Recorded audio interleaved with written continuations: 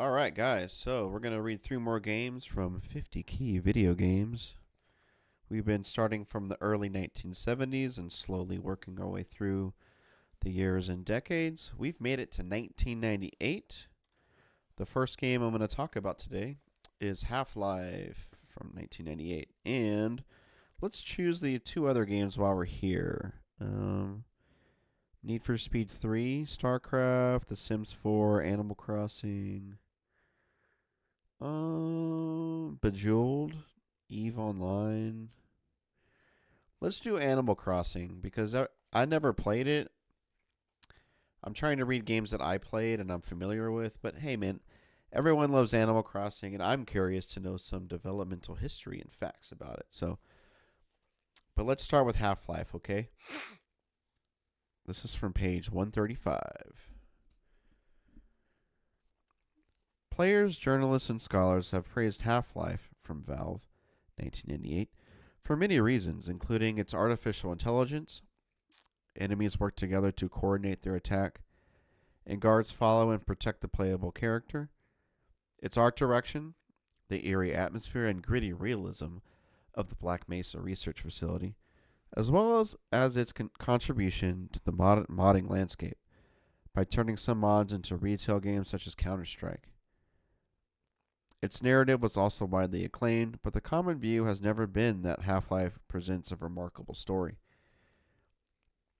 In this first-person shooter, we play as scientist Gordon Freeman, who has to save himself from a disastrous scientific experiment which has created a portal between an alien world and his workplace, the Black Mesa Laboratories. Bloodthirsty aliens are now teleporting everywhere in this research complex, and the military has come to clean up the place, killing both aliens and scientists on site. Freeman must safely go through various sectors of Black Mesa to locate and exit, retaliating against human and non-human enemies thanks to a significant arsenal, ranging from common military weapons to experimental firepower. Not to mention his famous crowbar, useful to bash head crabs, and make one's way through boxes, gates, and windows. Meeting surviving colleagues along the way, Freeman finally finds a way to stop the vicious aliens from traveling to Earth. This is not a groundbreaking story, nor is it that different from what first-person shooter aficionados were accustomed to at the time.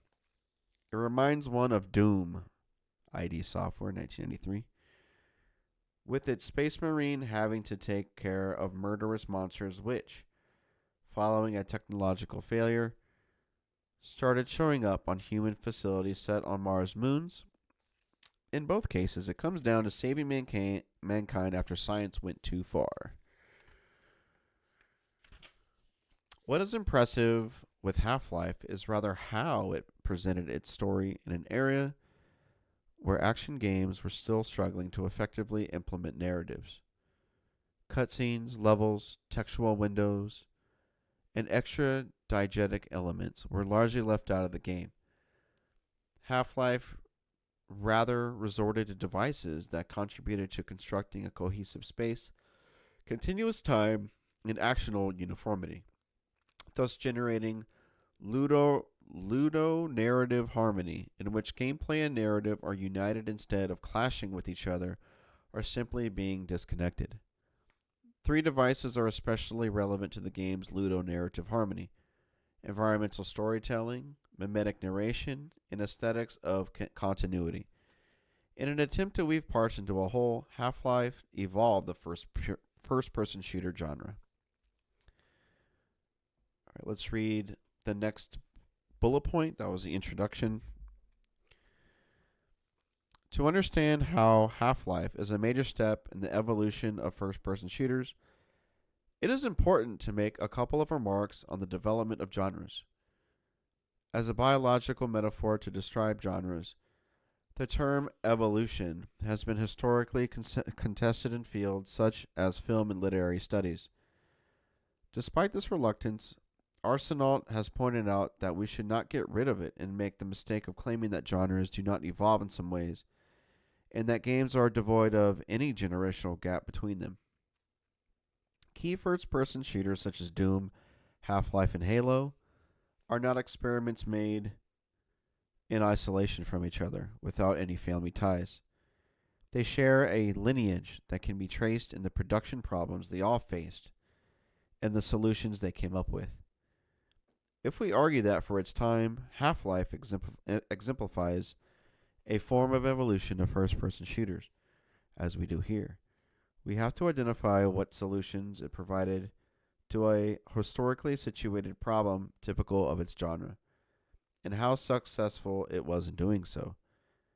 A fundamental difficulty first-person shooters of the 1990s had to deal with how to incorporate a story without diminishing familiar and pleasurable aspects of the genre experience, such as fast-paced action and uninterrupted interactivity. One might be skeptical that first-person shooters were truly concerned with narratives in the 1990s, but the fact that many action games from this era used to establish their fictional context in the game manual indicates the contrary. Some first-person shooters also included narrative fragments we could gather by exploring their world. This is true for Marathon and Unreal, in which we find terminals and logs warning about the threat of the cruel alien species. However, these solutions kept the game's narrative separated from gameplay. They asked players to stop engaging with the 3D environment to read static paragraphs. Instead of going that route, Half-Life adopted a different approach.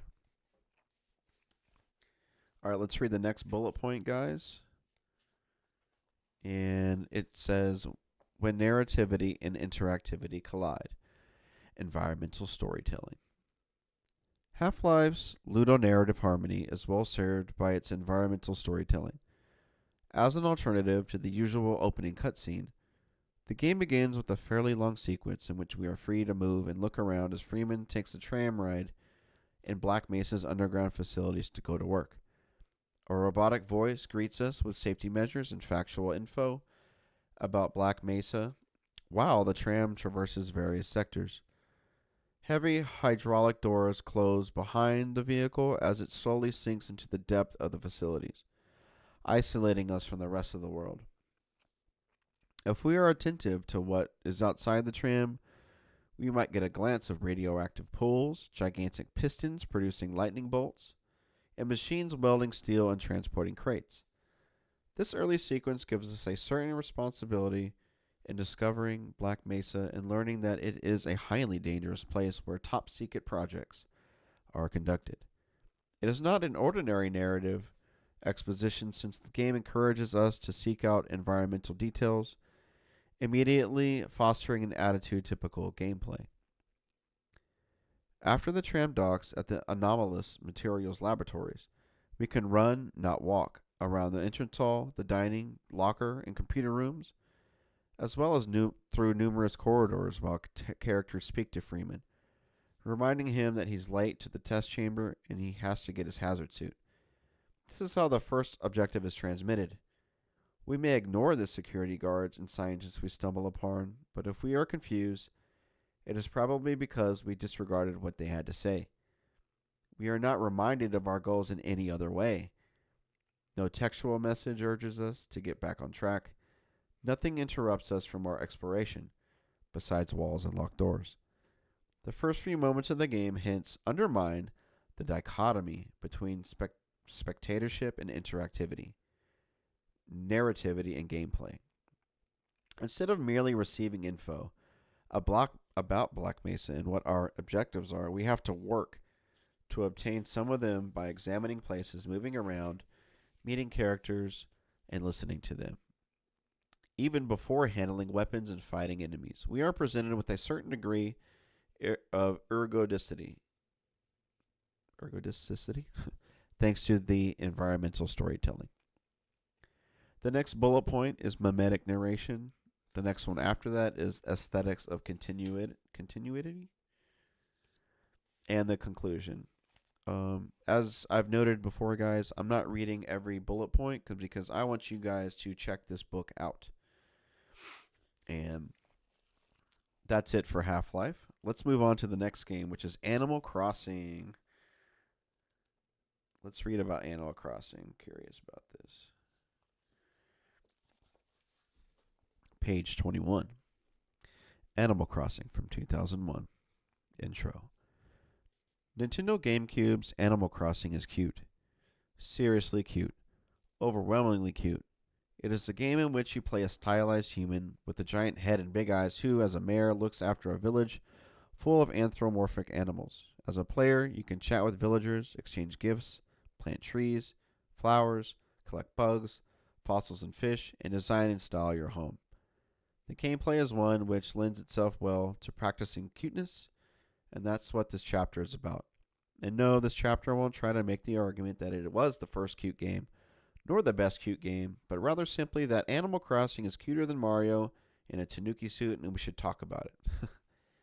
Of course, we could justify Animal Crossing's place in this list of key video games because of its popularity, legacy, or financial success, but that would be missing the core of its contribution to this book and to games as a field, cuteness.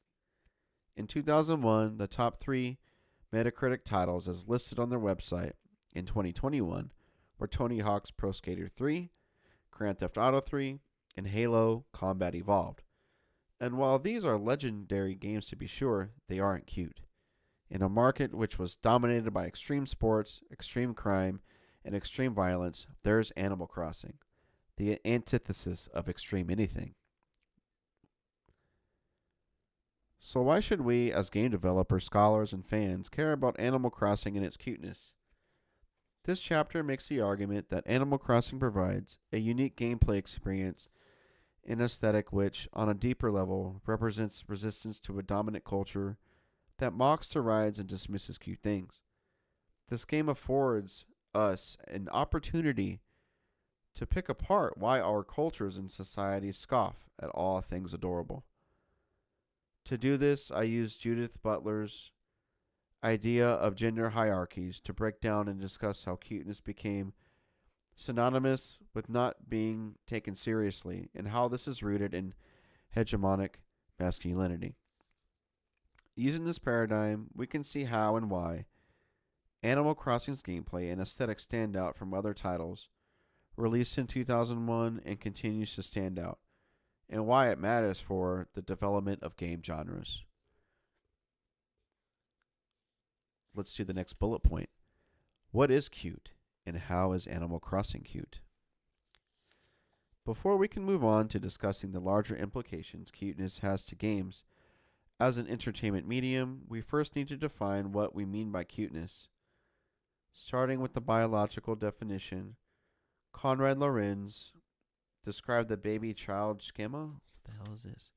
Theory, which states that visual features of juvenile animals and humans trigger an emotional and physical response in observers. In his description of the visual features of juvenile animals and humans, Lorenz perfectly describes Animal Crossing's mayor and villagers: heads too big for their bodies, enormous eyes, chubby cheeks, and tiny arms and legs.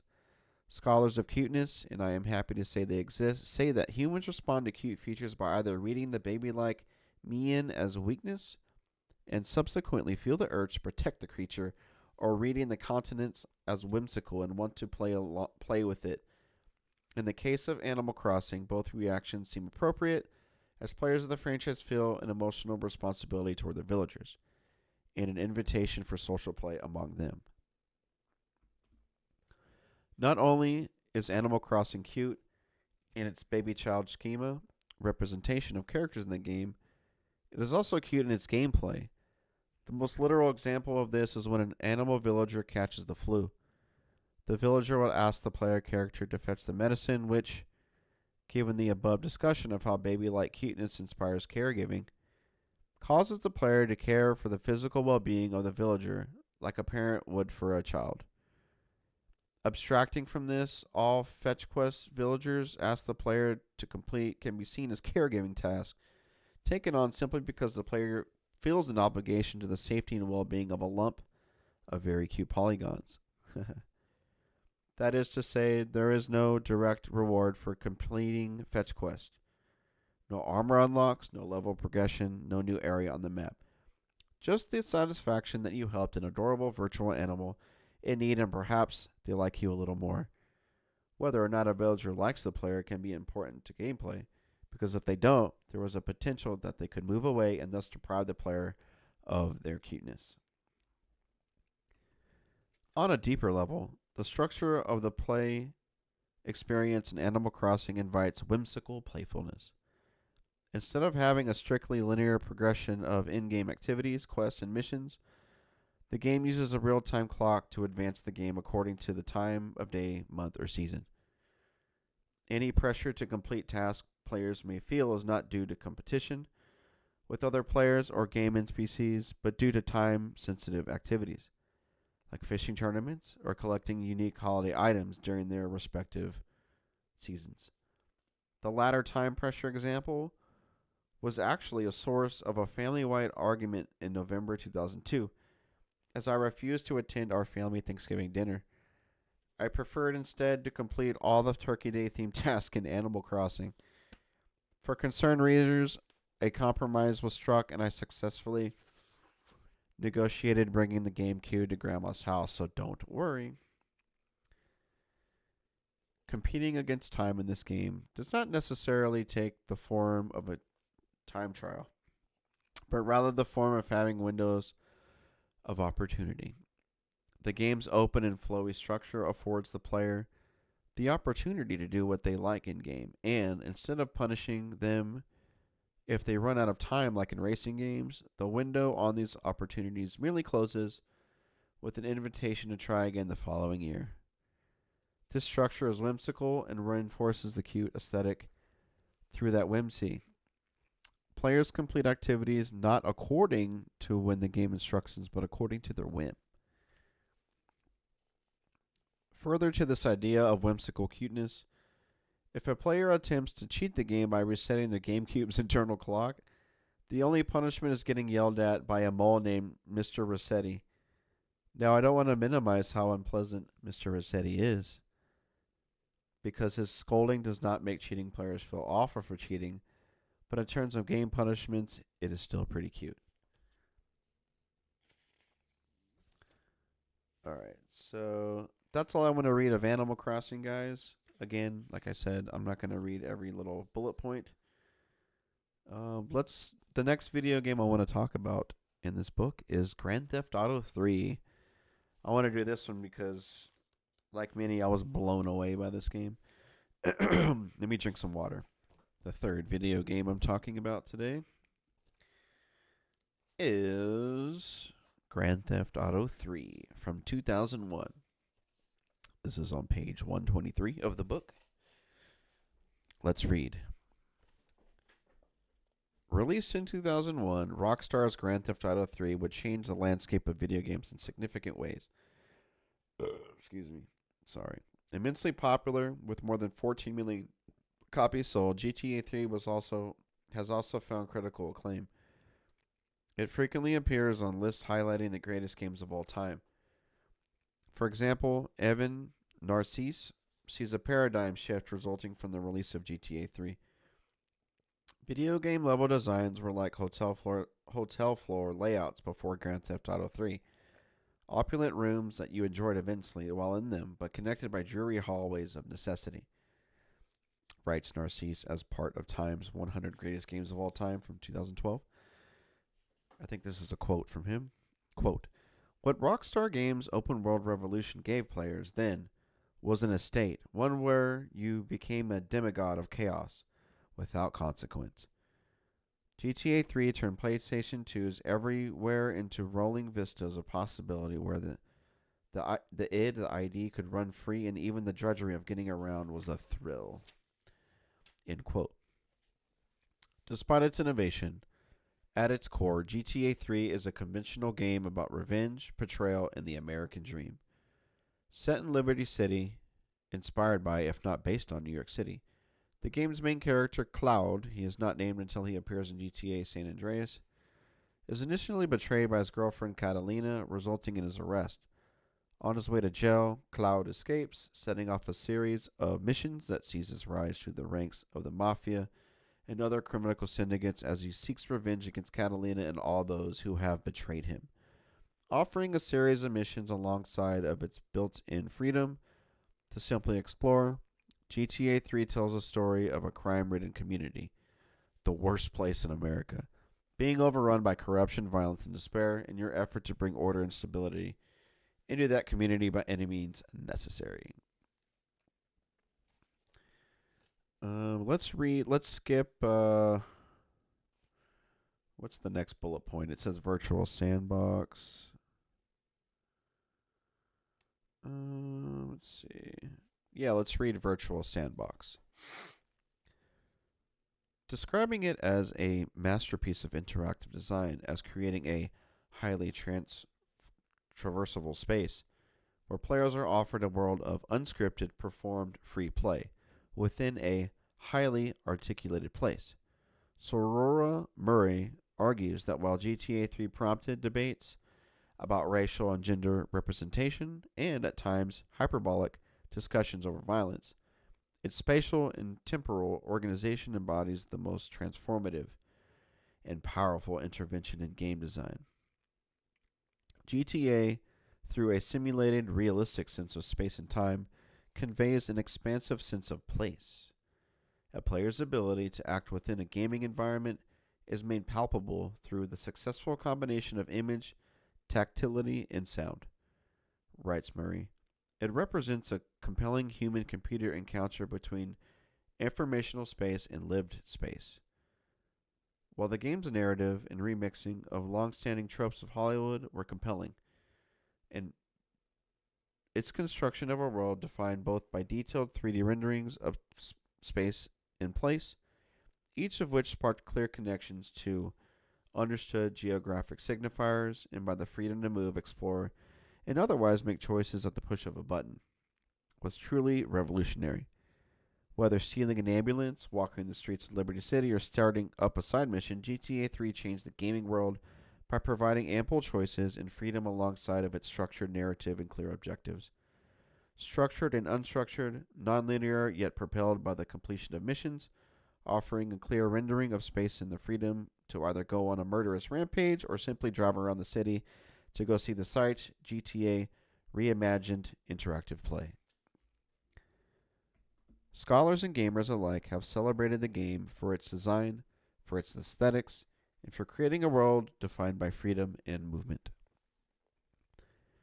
Ushering in an area of games focused on organized crime, on urban life, or what S. Craig Watkins describes as the ghetto-centric imagination, GTA would provide a template for future game designers that built upon the popularity of hip-hop and the long-standing cinematic crime genre. It would also spark endless debates, discussions, scholarly inquiries, and reflections about the impact of the game, on its message and ideology, on whether it was harmful or dangerous. In many ways, the game's importance stems from it being a vehicle for broader debates about video games and popular culture, about violence, sexism, racism, and the gaming industry. While some critics and scholars would lament the game's embrace of societal sexism, others celebrated the game's innovation as a satirical commentary of society's ills. So the next bullet point is social commentary or the glorification of violence. The next one reads A White Man's World. And the last one is Paradigm Shift. So I'll let you guys buy that book and check out those. All right, there you go. Talked about 3 video games today, guys. Half-Life from 1998, Animal Crossing from 2001, and GTA 3. That was from 2000. What year did that come out? I just read it. Grand Theft Auto 2001. Jeez, Grand Theft Auto 3, man. I was in I think my freshman year of high school when that came out. That's crazy.